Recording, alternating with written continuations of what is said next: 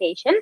So, Joanna, maybe if you can help Absolutely. me. Yes. I'm going to Yes. keep an eye on this and just tell you if anything is happening or ask you any questions. That's And you here. can hear me fine. You can see me fine. Yes. I'm going to say yes. But if Okay. everyone else can hear, okay, awesome. Thank you so much. Amazing. I'm going to quickly share my screen and start the presentation. I don't like calling it presentation because we're going to keep it super casual, super fun, just what influencer marketing should be about. And I'm going to start now. If you have any questions, you can put it on the chat and Joanna will help me out. And thank you for coming and let's begin.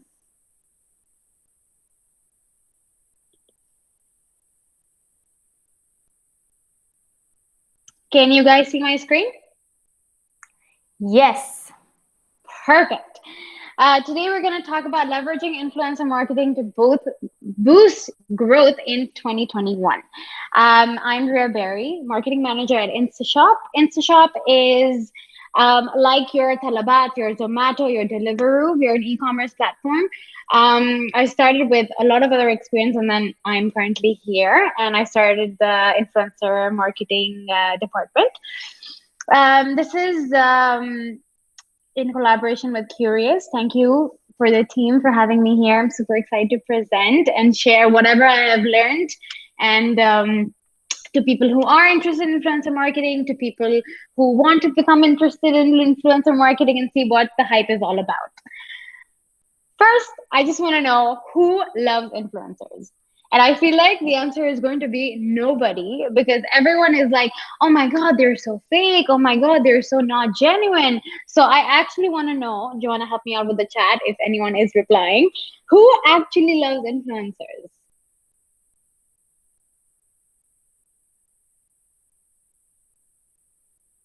Anybody? Not a fan. Not me. So far, it looks like nobody. That is so sad. Today, I will change your mind. As much as we talk about them as many memes that are created around them, they're actually very, very important for businesses, small and big. And you can really, really leverage both micro and macro influencers for your brand. The agenda for this presentation, what you're going to learn today, I hope you at least take 1% of what I'm trying to explain, is who am I and why should you guys listen to me? The rise of micro influencers, which is honestly my favorite topic. How to build your influencer strategy, reporting and tracking campaigns, what is influencer marketing, leveraging some tools. I'm going to show you some really cool tools you can use, and a very nice, fun case study activity. So who am I? I am Riya. People call me Berry only because it just suits my personality. I'm born and raised in UAE, so most of the examples you're going to see today are going to be UAE based. Only because UAE and GCC, because I handle Bahrain, Egypt, and Qatar as well. Currently influencer marketing at Instashop, and the previous experience that I have is working with Pepsi, with Magnum, with Kitkat, Mars, Procter and Gamble. I worked at Pachi for a year. Pachi, if you guys don't know, is a chocolate. It's a luxury chocolate brand, headquartered in Lebanon, but I worked in the Dubai department. A lot of luxury F&B brands that I've done influencers for. Which is a bit challenging, I will tell you. My friends describe me as inspiring, probably because I'm always talking and I'm always like, oh, I want new knowledge. I want to find new influencers, tell me some new marketing tactics. Passionate. I'm passionate about marketing. It is everything I am. I feel like PR is in my blood. Hardworking for sure. I'm just going on and on about how nice I am. But that's why I named it. My friends describe me as a boss lady only because I started my own dance brand. I'm a trained choreographer and I leveraged my PR and media and influencers contacts that I made throughout my journey into my dance brand, and I invited them for a workshop, and it just peaked with no money whatsoever. And if you want to do that, you should stay on this call and listen to me. People person, influencers in general are all about people. People influence people. That's what it is. You have to be outspoken. You have to be like hardworking and passionate. You have to be like, yes, I will do this for you if you give me that post. So you have to be a people person. So let's begin. Oh, before we begin, let's do a Q&A. Who is your favorite influencer with every region, in every country, in anything? I just want to kind of understand how much knowledge you guys have about influencers and who is your favorite influencer. Um, I'm just going to go back to the Joanna, if you want to help me. Yeah, let's just give it a minute. Someone Yeah, says Haifa, Naomi D'Souza, Naomi is great. Haifa is great. Patricia Bright.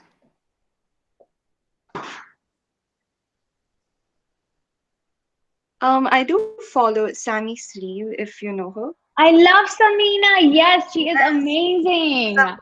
Yes. Amazing. I love Samina. She is great and she's working with such big brands now. I really like her content. Yeah. There's another person called Zoe Sugg. Okay. I haven't heard of this one, but I will check it out for sure. Okay. So And you guys kind of know who influencers are, which are great. Some of you guys have named a lot of UAE ones, which is amazing. Now I'm going to start with what really is influencer marketing and the types of campaign you can run. The types of campaign you can run really depends on the brands you use. So some of the examples I use now cannot be used for your company. So we need to be very mindful when picking the right influencers for brands. Influencer marketing.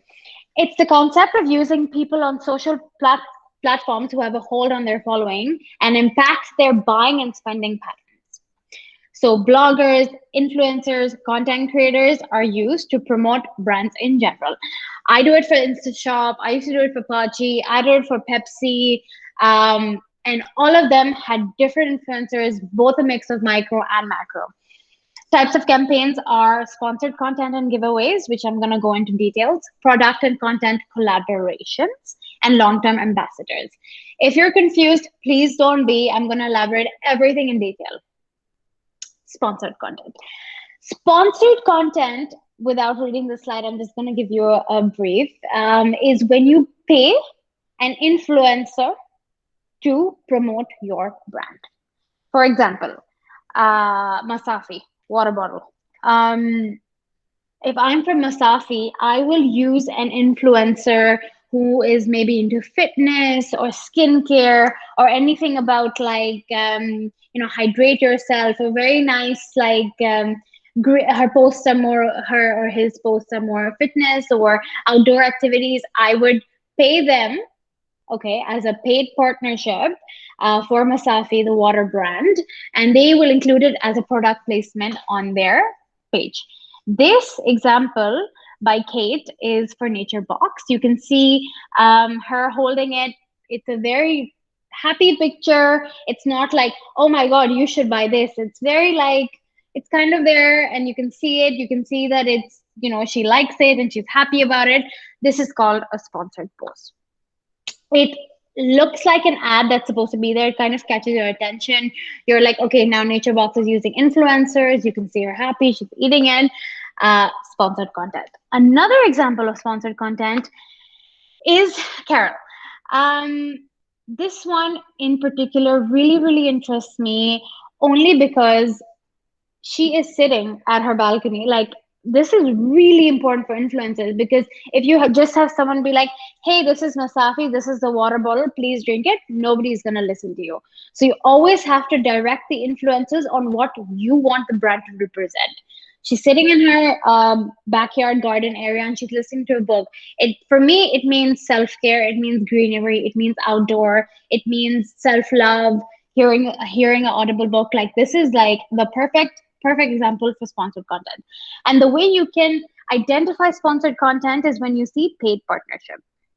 Joanna, do I see any questions? Or are we good? we're good. Nothing right now. Perfect. Next, product and content collaboration. Please be mindful. I use the word collaboration because it is the best way to leverage your influencers without paying them money. Sponsored content is money. They will do exactly what you ask them to do. Product and content collaboration is my favorite thing.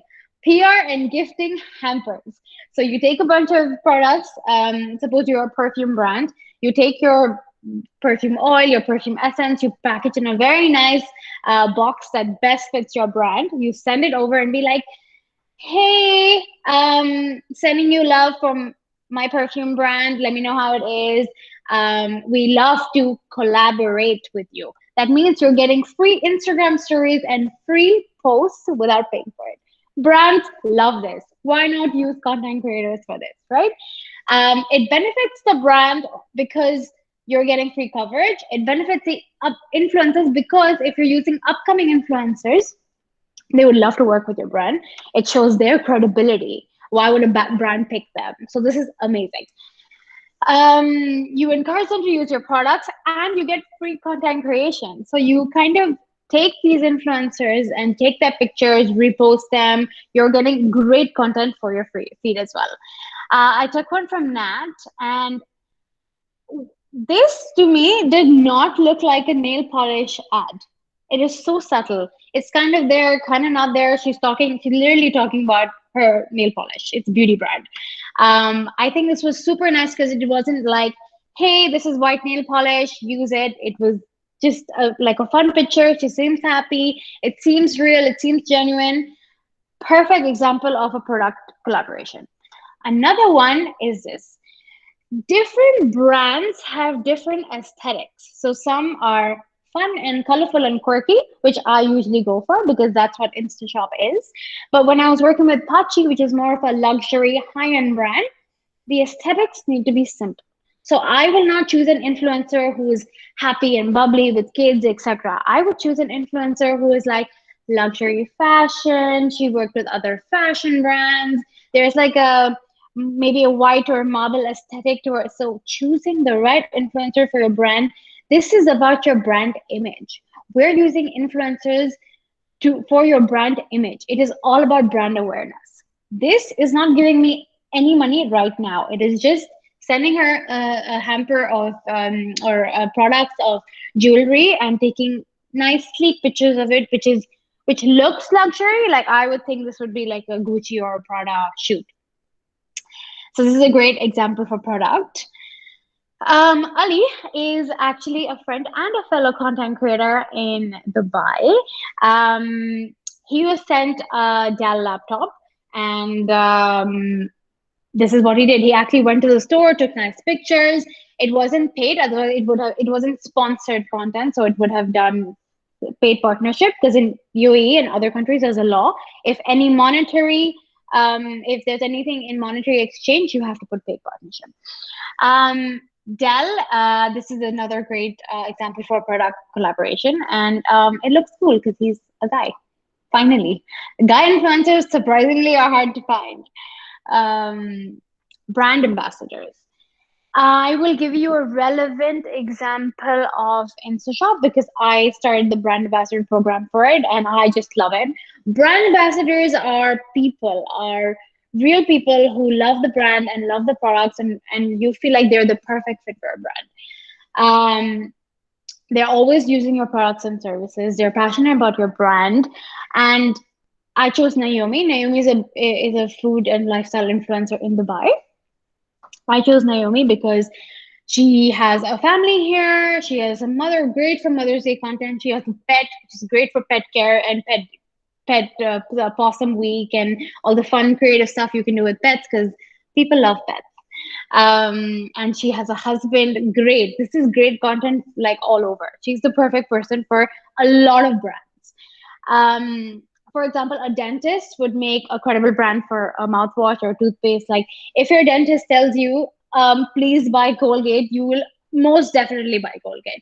If your fitness instructor or coach that you look up to and you respect tells you to buy Nike or Adidas, you're going to buy it because you look up to them. You want to, there's the whole, you feel like you're being guided by them.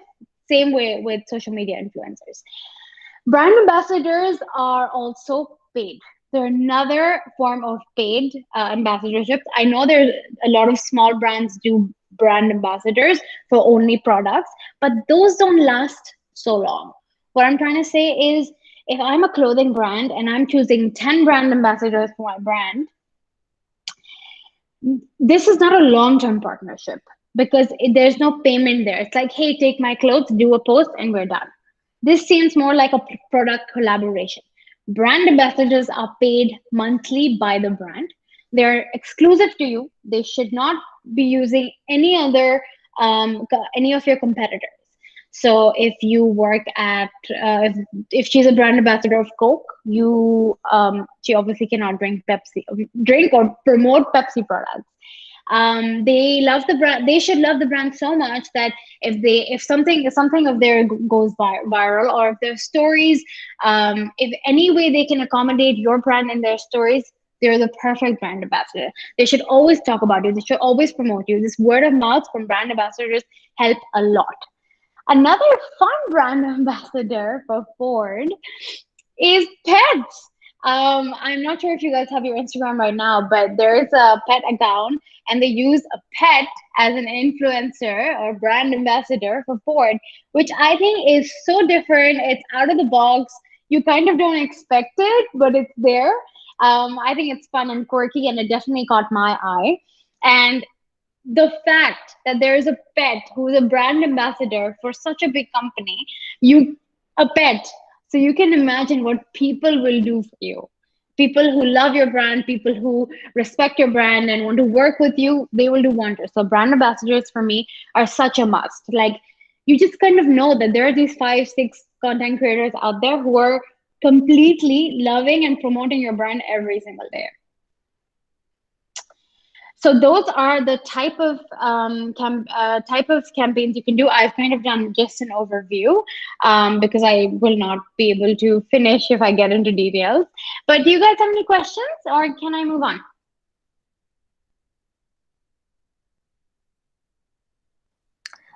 Let me ask a question. How do you find a brand ambassador? Do you reach out to a lot of people and then ask them if they love the brand, or how do you measure that? I think I want to. Okay, I this is the worst answer, but I feel like I get lucky because when you work with influencers all the time, you kind of realize, a, when I sent them a package before, did they post about me? If they posted about me without any money, amazing. That means you kind of like the brand. I check their profile. Have they ordered from the app? Have they used our products before? Has there been any mention? So you kind of know that they already like your brand. Third one is when an influencer posts without you sending a package, without you crediting the account, without any monetary or package or anything, you know that they like your brand and you want to work with them. That's the top three. But when I'm really searching for a brand, suppose the perfume brand or a water brand, I would really kind of like perfume. So there needs to be more female or male, like females shop for perfumes more. Like you kind of get in the depth of it. Like, do they have a family? Do they go out a lot? Are they in like lifestyle events? For water, are they working out daily? Are they outdoor? Are they hiking? Do they always, you kind of see the aesthetic of their social media and reach out to the right ones. And plus, how they work with you. You do one post and kind of see how it goes. Are they creating new ideas? Are they creating new content? What is unique about them? Yeah, makes sense. Thank you. Are there any other questions? None in the chat right now. Okay, awesome. I'm moving on to how to build your influencer strategy. When I was doing this, and I was like, there are only two ways you can build your influencer strategy. Who is your target audience? Like, I'm gonna use example of, let's do an example of kids' toys. Okay, let's do Toys R Us. Okay, it's one of the kids toy brand, or Hamleys or anything with kids toys. Who will be my target audience? Obviously, you can't reach out to the kids directly. They don't have social media. You're gonna reach out to families and mothers. This is so important because you want to see if the influencer is posting about her kids. Is he talking about the kids often? Are they, because now a lot of influencers are using their kids and their family and their pets incorporated in their influencer strategy because it kind of helps. It just makes them seem more genuine and real and humble, which is fine because that's what they, expect. For kids, if it's a kid's toy, brand, who is my target audience and who are the right influencers. This is my influencer strategy, connecting your target audience with the right influencers. So if there are a lot of moms, and if it's a kids toy brand and there are a lot of moms, other moms are following them because they want to, and other moms are following them, and other communities are following them.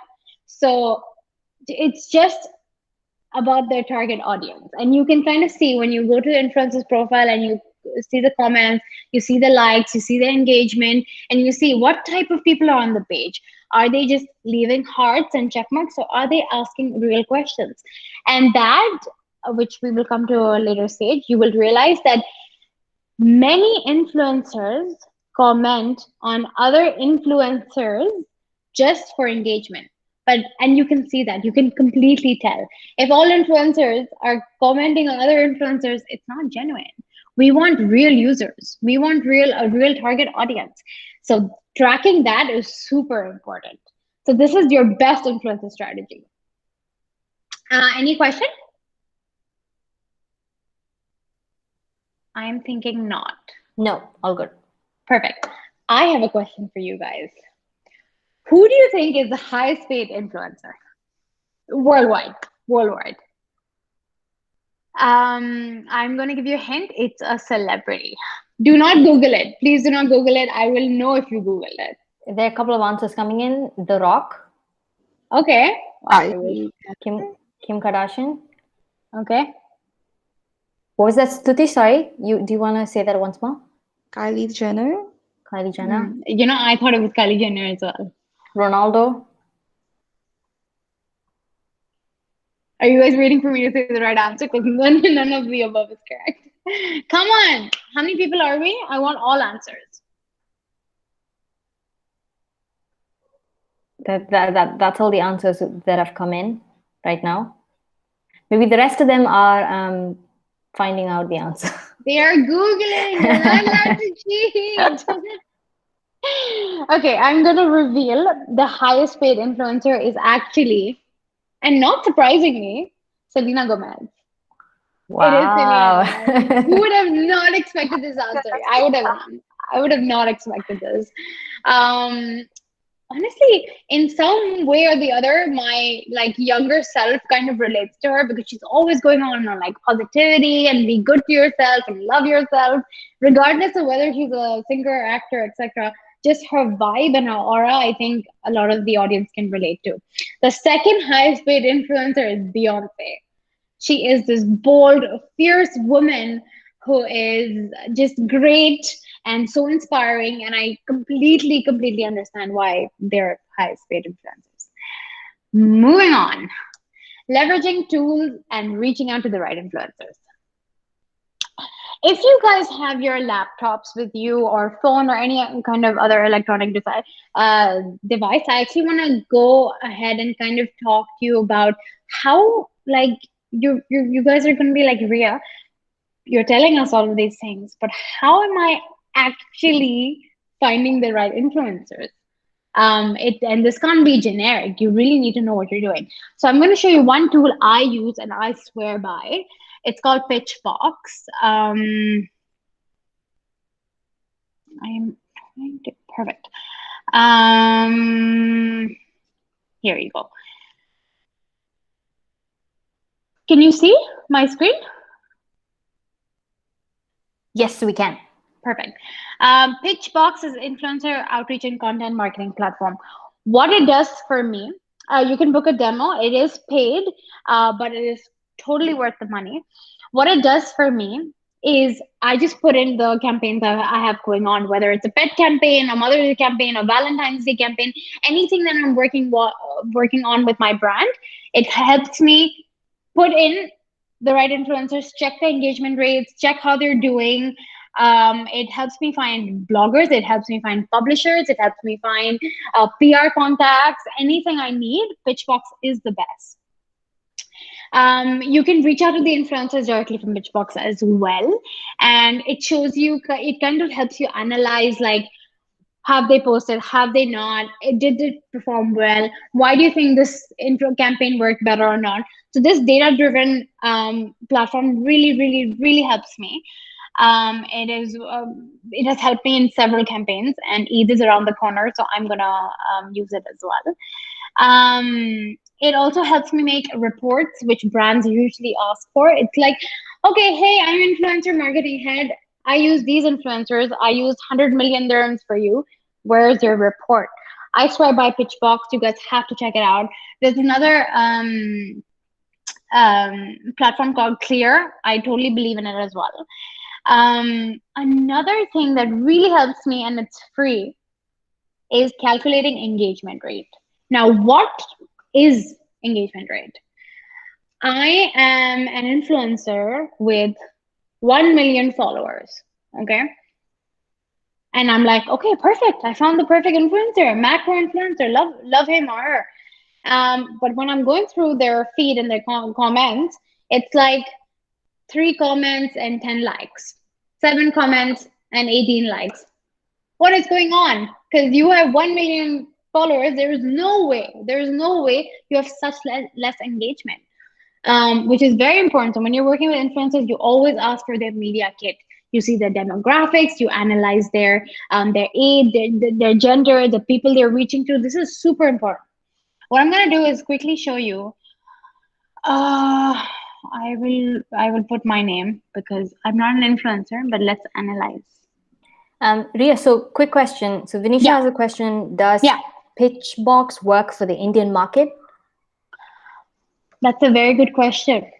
I will have to check, but I think so. Okay. It should be. And there's one more question from Meher. Are influencers in the UAE registered on Pitchbox? Sorry. Yes. So they have like 10,000 plus influencers that you can choose from, plus the other links. I'll let you take a screenshot of it. And I'll send you guys a presentation if you need it. This is like, these are free and paid and unpaid tools that you can use. It's perfect. And this is surprisingly not working for some reason. Maybe it is because I'm trying to calculate my engagement rate.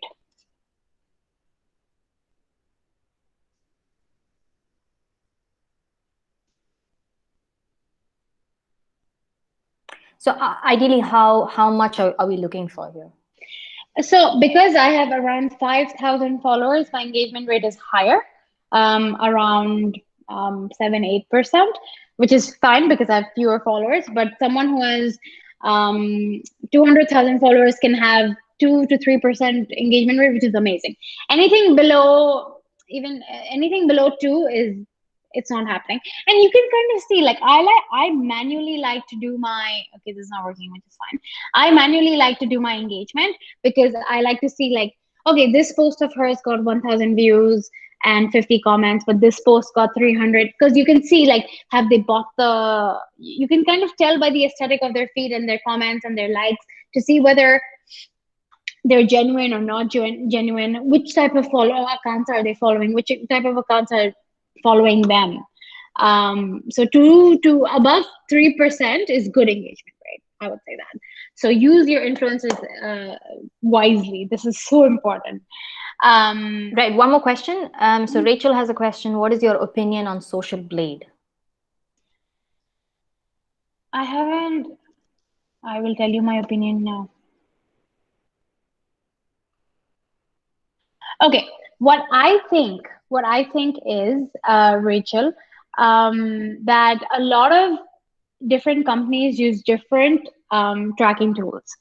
So when I joined Instashop, we use Pitchbox and we use Tanke and Hype Auditor. But when I was working in Pachi and some stuff for Huda Beauty, we were doing Tracker and Campaign, there are several of these. But because I've been working on it for so long, and because I've been working for different campaigns, I just put down my 5 best and most used tools.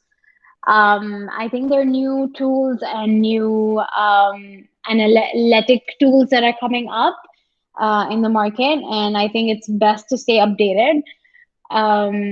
But I mean, for now, I feel like these five are just, I swear by them. I use them on a daily basis. I pay for them. The company pays for them. So I think we're doing a really good job on, and I can really track and report and see um, how the influencers are doing and what clear. The first one really helps me decide is it says Naomi D'Souza has posted about you 1,000 times, has mentioned 50 times on her story. So that's gonna be like, okay, this girl is great for me. This has worked before. It also helps me realize that XYZ influencer has not posted about me, has not mentioned us anywhere. Like you can see zero mentions, zero likes, zero comments. So it kind of gives you an idea like, okay, I don't want to work with this person. I rather work with a person who already loves my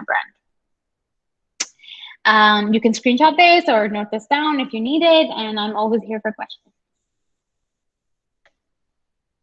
Are we good? Yes, go ahead. Amazing. I'm just quickly going to drink water. I shouldn't. I'm very used to talking a lot, so I could talk about influencers every day, so I'm not tired.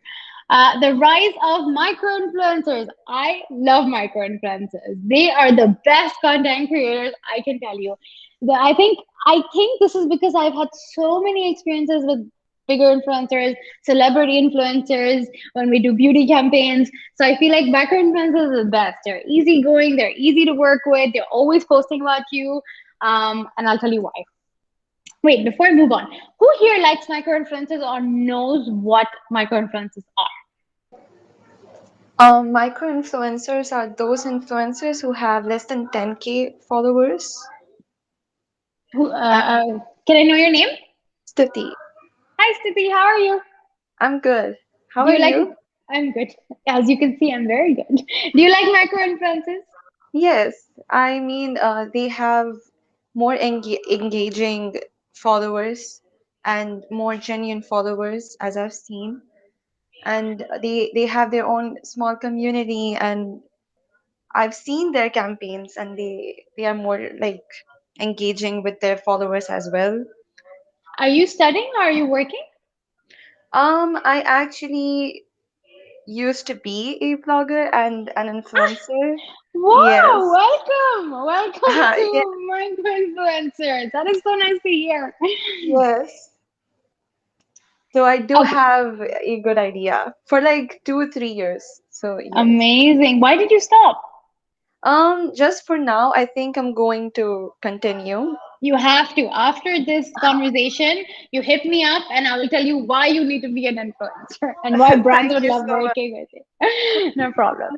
So, micro influencers and the rise of them. 2018, 2021, I feel like every brand is all about micro influencers. I'm not sure if you guys have heard of Daniel Wellington. I haven't heard of this minimalist watch brand until I saw everyone posting about it. And it happened so fast, so quickly. I didn't know how they strategized the whole thing, but it worked so well. Who are micro influencers and why am I throwing the word micro, macro loosely? I'll tell you who micro influencers are. They are social media content creators, but they're small, dedicated audience. They have their own niche. I have written 1,000 to 50,000 users only because, as a big brand, I consider these micro, but with smaller brands, they consider other people micro. I've done this very nice chart, which Joanna has very happily given it to me. Less than 1,000 followers, nano influencers, 1,000 plus macro, 20K plus professional, but I would also put them under micro, and 100K above followers are macro influencers. And then we have our celebrity like Selena Gomez, who is the highest paid influencer. The best thing about micro influencers is they're more accessible. They have similar, I would not say similar results with macro influencers, but I would say almost there. Almost there is the word I would use. And they're very reasonable. So they are not very pricey. Um, I feel like micro influencers who have like 10 to 50K followers, they're more eager with working with brands because they're trying to increase their credibility, and they also want to post about brands. They want to see other, they want other brands to see that they're working with other brands and competitors. They have higher engagement rates for sure because they have their own niche. Suppose I'm a pet mom, I'm always posting about my pets, and that's all I'm posting about. All the shelters, the pet food, the centers, everybody is going to reach out to me, and everybody, because mine is dedicated to pets. If I am a food influencer, which I really wish I could be, honestly, like I could have desserts for life. I would do like only focus on food. I would be called for food reviews. It's just that they make more content because they're more eager, they're more willing, they're better priced. So I would highly suggest that if you are going ahead with any influencer campaign, please have a mix of micro and macro. Influencers are more important because they kind of create like social buzz online, and then you have like people talking about it. And for micro influencers, the best part is you get other micro influencers reaching out. You are increasing your influencer database. That's the best thing you can do for a brand. How do you find the right micro or macro influencers? Age.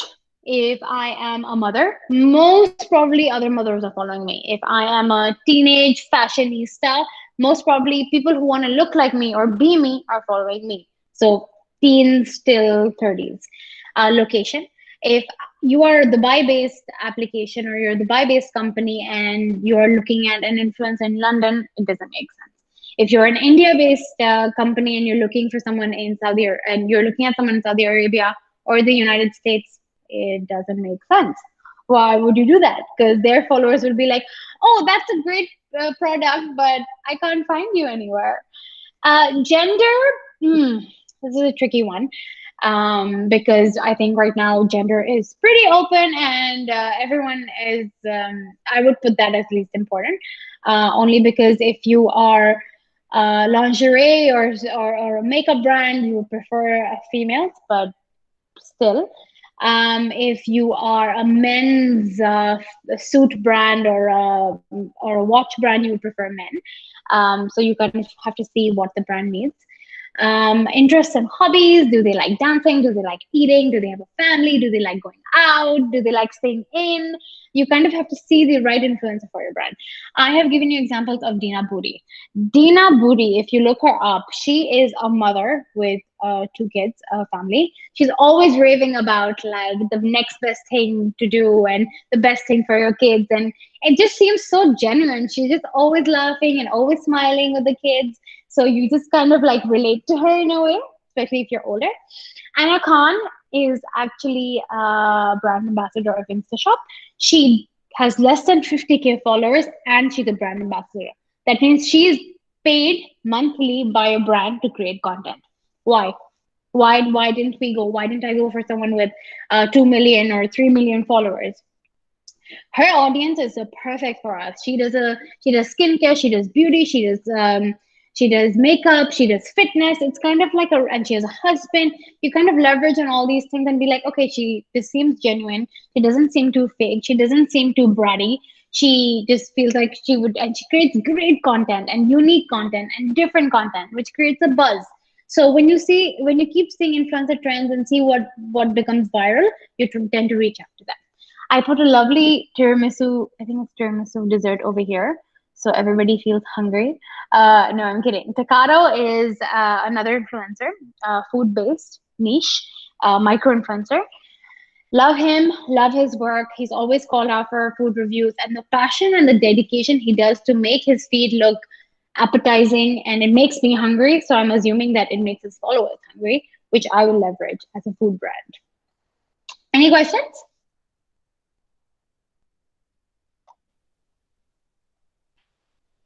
Nope, all good. Awesome. Reporting and tracking. So I've done my influencer campaign. Now what? What happens then? I need to track it, right? I need to give some kind of report. I need to give something to the brand and say like, okay, I did an influencer campaign and everyone posted about it, but how have I tracked it? I'll tell you how. Discount codes. I don't know if you guys have seen, if you're in India or London or Dubai and you're watching this from somewhere, you probably have seen use Hungry 50 to order, or use Ramadan 15 to order, and use this and use that. Best thing to do is give your influencer a discount code, a unique one for them. I did one for me called Berry20 for the app just to test it out. 500 people used it. I'm not even that influential. So imagine if influencers used it. 500 people. I don't even know 500 people and they have used it. Why? Because it helps them save their money. People want to save money. So, especially during this time. So, give them a discount code and then you can track it. If you go on your back end and speak to the team, of course, you will be like, okay, you can see Berry 20 was used X many times, and Anna 100 was used X many times. And you can kind of compare which influencer does better and then work with them in future. Discount codes tracking, best way for influencers. If your company or your brand cannot do discount codes, you do URL swipe ups. Each influencer working with you, what do I mean by URL swipe ups? I am Pepsi. Okay, I give them Pepsi website on their swipe up stories. They can track how many swipe ups have been gone and how many people have landed to their page. That's another great way for tracking. If that is not possible, which for some small brands it's not possible, you can view their insights. So you can ask them how many people watched your story, how many shares did it get, how many reposts did it get. It's not the best way because it's not like solid concrete like discount code or viral or anything. So it's not the best way, but insights is another way. Once my campaigns are over for influencer marketing, I kind of like to see, suppose for 1 month we did a Ramadan campaign. Did my Ramadan SKUs and products sell? Did they grow? The influencer posted about the cake. Did that cake have many orders? If it did, and you see sales grew during this 1 month, amazing. So you see that they had an impact. What I did for, I'll give you an example. What I did for Valentine's Day, I took 200 micro influencers and I credited their account on the app with 200 dirhams, 100 dirhams, etc. And everyone used the app. Their families use the app. Their friends use the app. Everyone used the app, and our sales literally rose. So you kind of have to push these things, and you have to see different ways. What works for your brand will not work for my brand. So it's very, very different. You have to be very, very careful while tracking. Once the campaign is over, I also like to screenshot coverage. Has the influencer posted on stories? Has she done a TikTok video? Has he or she done a post? I kind of like to screenshot the coverage, edit it, put it in a nice presentation, or put it in a nice folder. So if anyone comes back to you and goes like, you did the influencer campaign and you spend my money, where is my report? You can be like, well, it's here. Have fun with it because I got all the coverage you needed. So making presentations, making Excel sheets, like there is no point of you doing an influencer marketing campaign if you're not going to report it, you're not going to track it. Why is reporting and tracking so important? I think it's important because when you're doing your next campaign after Valentine's Day, you have Mother's Day. Once you have Mother's Day campaign going on, or any other campaign you're going, a discount campaign or any other campaign, you will see, okay, this influencer worked for me last time. I'm going to use him or her again. This influencer did not work. I didn't see sales. I didn't see anything. I'm not going to use them. So it helps you for future tracking. So please report and track your campaigns. Any questions? Come on, ask me questions. I want questions.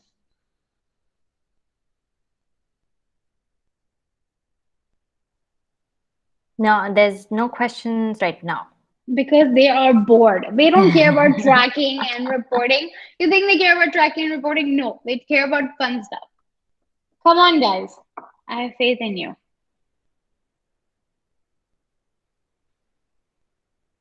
Lena says that they're not bored.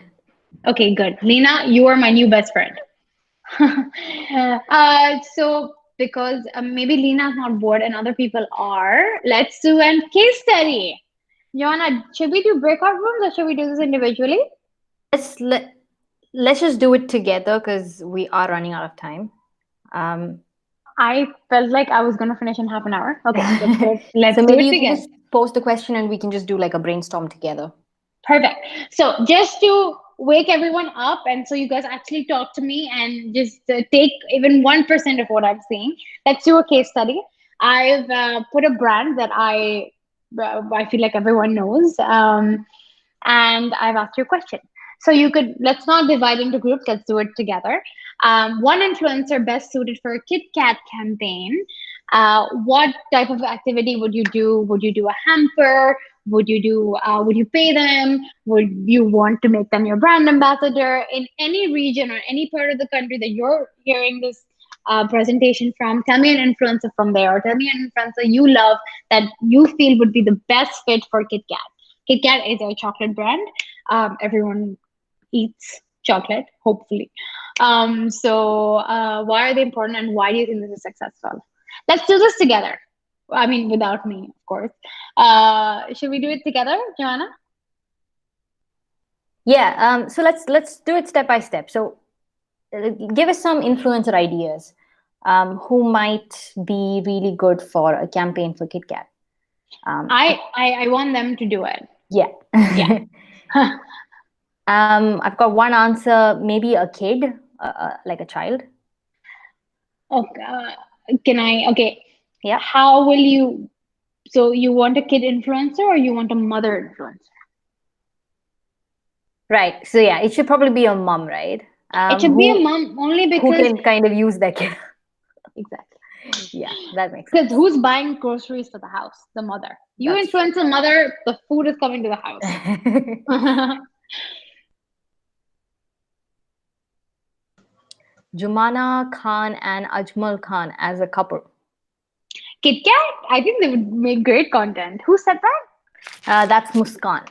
Muskan, good job. That's interesting, the whole couple thing. Yeah, That I might think work. it's Yeah. super nice. Yeah, yeah, yeah. I think that will work. Selena says someone with a youthful, vibey spirit, very bubbly personality. What's her name again? Sumita? Lena?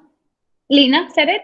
Yeah. I want to know what would you do? Would you pay them for this campaign, or would you give them a product hamper, or would you make them the brand ambassador?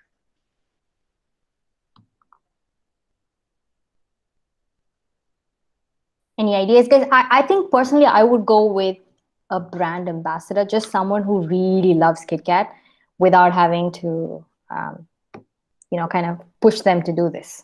Yeah, yeah, fair, fair. But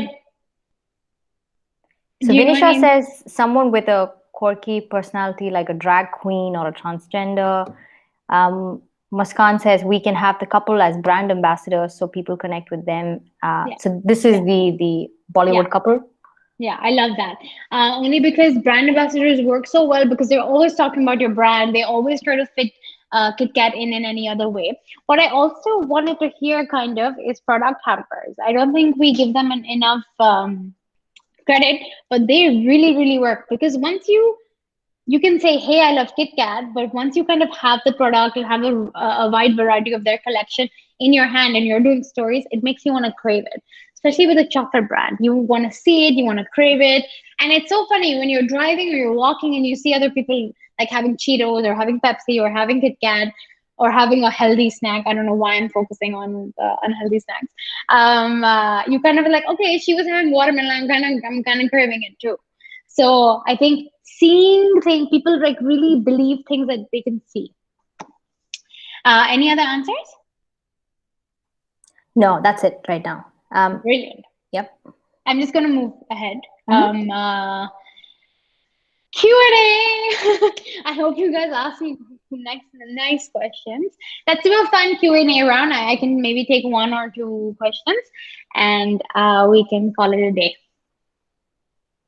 You can Guys, ask me you can anything. you can either unmute or drop it in Yeah. the chat. I think Um, unmute because I can't see the chat. yeah. So let them unmute. You can ask me about my life. You can ask me anything you want. You can ask me influencer related.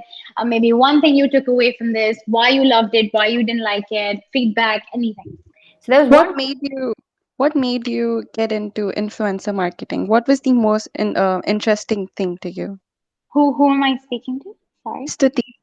Hi, Sudhi. I think I like you very much now. I feel like I Thank you. talk to you a Thank lot. you so much. I'll tell you Yeah. how it kind of started. So, growing up in Dubai is a very, very small city. So, people kind of know people, kind of who kind of know people. So, I kind of already had one or maybe two micro influencer friends. And I just they're so passionate about what they do and how they create content. Like some influencers dedicate days and time to shoot content and make TikTok videos and make Instagram videos and reels and all these new concepts that are coming up. And my best friend was actually a beauty influencer, which is like amazing for me. Her dedication and passion. And I was like, I was already in PR because I'm a people's person. I love talking to people. I like handling hard situations because influencers can be challenging sometimes and it can be very hard working with them. So you kind of always need to stay positive, and you kind of always need to be like on top of it. Like some influencers really message me at 1 a.m., 2 a.m., fix the caption, tell me if there are changes, and I'm always like, okay, we got to do it now. This needs to be posted. The deadlines are. So you really like it. Kind of does. It is a bit taxing. It is a bit hectic because you're dealing with people. You're dealing with moods. You're dealing with people from different cultures. So you need to be very, very patient. You need to stay optimistic. You need to know that there is a end game to this, and they are creating content for your brand, and you are the influencer and PR person, so you need to be super active. Yeah. And I think just my personality and kind of the way I used to deal with things, and then when I got an opportunity to pitch influencers, and then it kind of happened at Pachi, it happened at Pepsi, it happened with Instashop. So I just kind of became this person who loves meeting for coffee meets and loves creating events, loves creating hampers and packaging, and it's I think yeah, that's what made me do it. Thank you. Thank you so much. Thank you. All right, so another question from Mhm. Samina: is the influencer market saturated? Completely. Completely. You know what I like to do? I like to monthly I sit with the team and go like, let's update our influencer platform and let's see who's the newest influencers and who's the better influencers, and are people growing tired of the other influencers? Like it's a whole game, especially now with TikTok and Reels. People who are not famous on Instagram and Facebook and YouTube are famous on TikTok. So it is a bit saturated, but it's where we're getting there. It's growing, it's growing, it's growing. Okay, another question from Lena: what is your day to day like? Do you spend your work days looking for and tracking influencers? Okay. My day to day life is coffee. I run on coffee. That's what I do. What I do first thing when I come in, I check our social media accounts, all of them, Egypt, Qatar, Bahrain, Dubai, any influencer campaigns I've done. Have I reposted them? Have I tracked them? Has XYZ influencer posted about it? I check. Are my campaigns running? I screenshot all the coverage, put them in a presentation. I do not look for new influencers until I have another campaign coming up. I do not update my influencer database. It should be done weekly. I do it every month because there's so many campaigns that need to be worked on. For example, Eid is next. And I'm going to use an Arab or local market to kind of have batil and tall and dates and cakes and desserts that are going out only because it's relevant and they observe Ramadan, so it's relevant to their market. And so now I'm going to go and find local and Arab influencers who observe Ramadan and send it to them. It just makes sense. I do it per campaign, but I would just love to weekly kind of update my influencer addresses. Also, I have so many influencers reaching out on the brand, on the app, etc. So you kind always have to kind of fill it in, be like, okay, we've got you covered. We've on our database, on our database, on our database. You have the addresses, you have the phone numbers. So anytime you have to do an activation, you can just be like, ship it out immediately and just inform them. It's a bit hectic. It sounds hectic, but it's fun.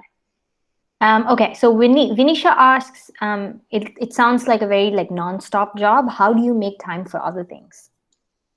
If you know, it's funny you ask me that because if you know me personally, I wake up at 5, I go to the gym, which is a new thing, and then I come and have lots of coffee, and then I speak to influencers every single day of my life. But I also dance and I spend time with my family. So my mind is always like, it's on it. It's like, oh, I have deadlines on this and this. But there is no point. There is no point in living a life where you're always working. So sometimes if I want to take some time off, or after 8 p.m. I don't want to work, I don't work.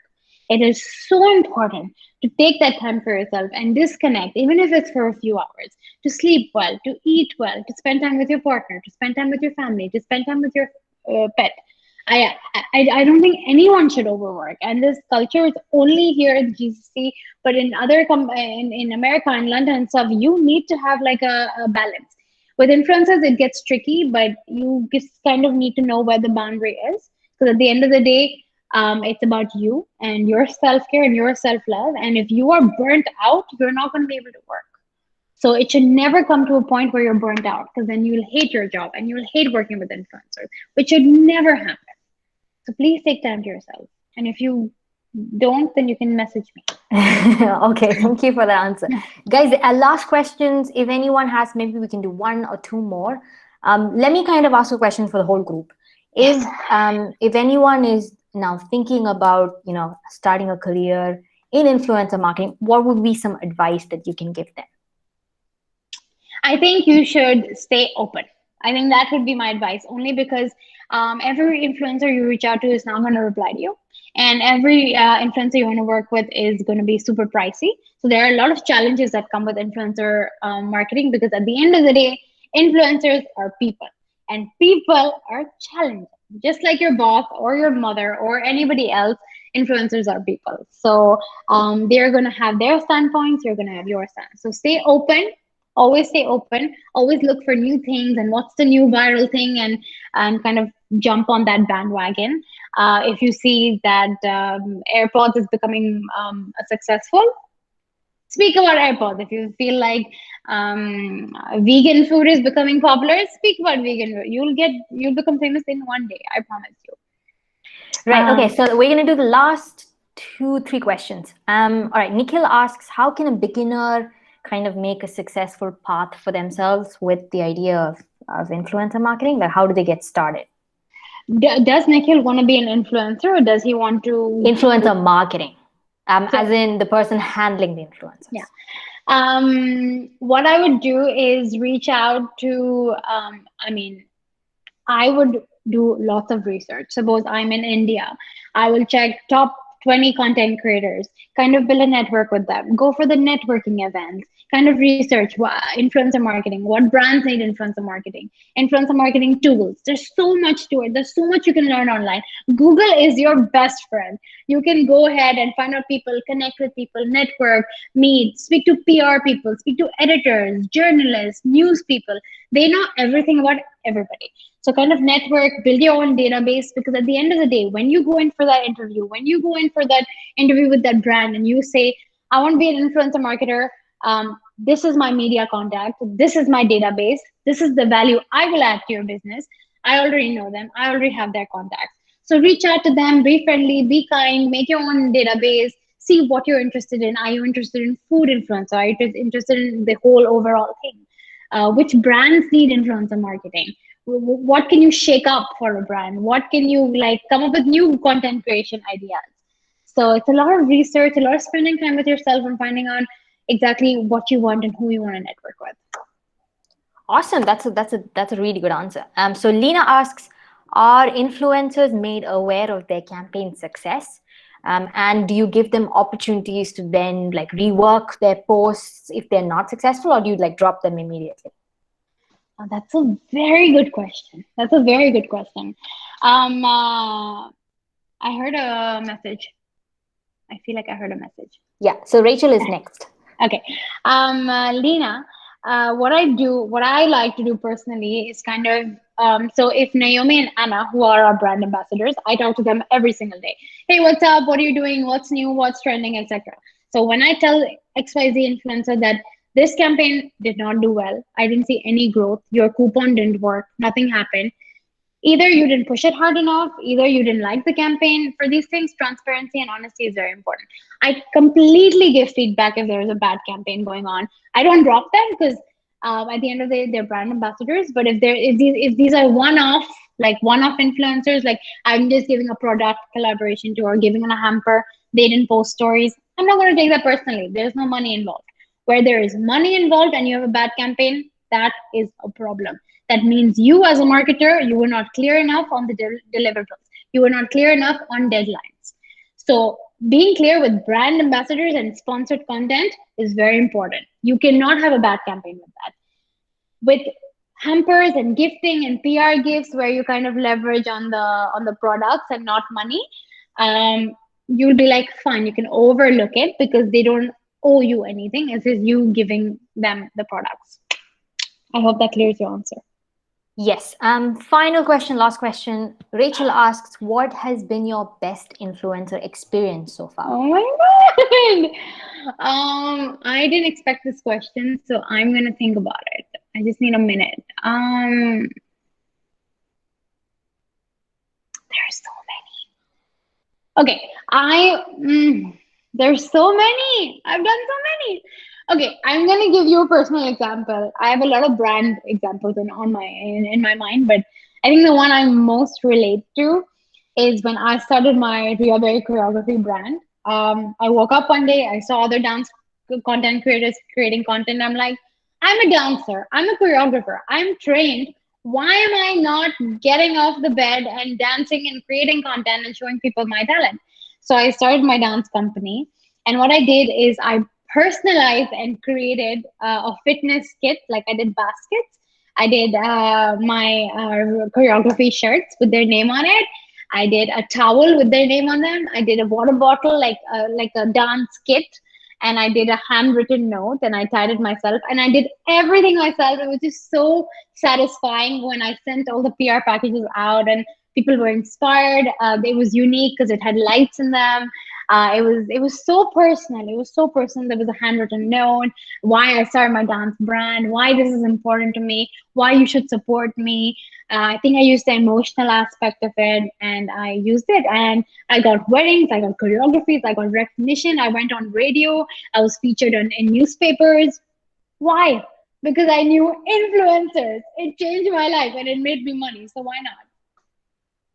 That's a really good example. Right? Like I would say Pachi and this and that, but I was like, forget it. This is just, it changed my life. Okay, so this is the last question. I'm not taking any more questions after this. Oh my So God. Nikhil asks, in order to like stand out in a crowd, Yeah. do you have to choose a niche, or is it safer to just have little bits of everything? I want to ask if Nikhil is asking for, I feel like he's asking from an influencer point of view. Nikhil, are you Rather, asking like to become an influencer or to become an influencer? Yeah, to become an you influencer. Yes. to become an, I had a Yeah. feeling, yeah. If you're just starting out as an influencer and you kind of don't know what way to go, I'm that's what I'm grateful and lucky that I'm a dancer, so I can leverage on my dance content. My best friend is a great beauty blogger because she does her makeup. My other influencer friend is a fitness freak. He's always at the gym, so it just makes sense that that's what he does best. So that's what he would influence about and blog about. It depends. What do you like to do? Like, it could be something simple as eating. You like food, become a food influencer. And if that doesn't work out for you, switch. You literally switch. If you like clothes, if you like dressing up, become a fashion influencer, become a lifestyle influencer. If you like reading, become a education influencer. If you like nutrition, speak about nutrition. Whatever you like, whatever feels right to you. The one thing, Nikhil, that I'm going to tell you is really, really listen to your gut. Listen to how you feel when you talk about food, when you talk about music, when you talk about dance, when you talk about nature. Listen to how you feel. How what can you contribute? What is different about you that people will be influenced by you? Like why do people care? Why do people care about me? Because I've experienced it, because I'm a dancer. Simple things. These are simple things. I'm going about my day and people are listening to me. How are you inspiring people? What do you have that someone else doesn't have? And I know you have a lot, even though I know you virtually. So if you need help, I'm obviously available. You can email me, you can Instagram me. If you need help, you want to start out, you say, Ria, I like this, help me out. I will help you out 100%. I'm here to help.